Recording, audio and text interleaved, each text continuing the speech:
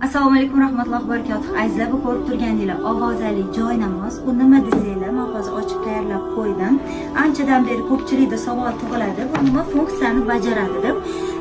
Bu joy namoz sizlarga ibodat qilishni o'rgatadi. Ya'ni namozlarni har xil, masalan, qazo namozlari bo'lishi mumkin, safar namozlari, musofir namozlari, azondan keyingi duolar, hammasini ayollarga ayol kishini ovozida, erkaklarga erkak kishini ovozida o'rgatadi. Ko'rishingiz mumkin. Azon duosi, suralar, bomdod namozi qilishi, peshan, mana bu yoqda asr, shom, xufton, undan tashqari 3 rakat vitr, tahajjud va qazo namozlarini ham qanday o'qilishi ko'rsatilgan. Ya'ni joy namozi ustiga turib yoqqaningizdan keyin xohlasangiz erkak, xohlasangiz ayol kishini ovozini tanlaysiz va qaysi namozni o'qimoqchi bo'lsangiz o'shani bosasiz.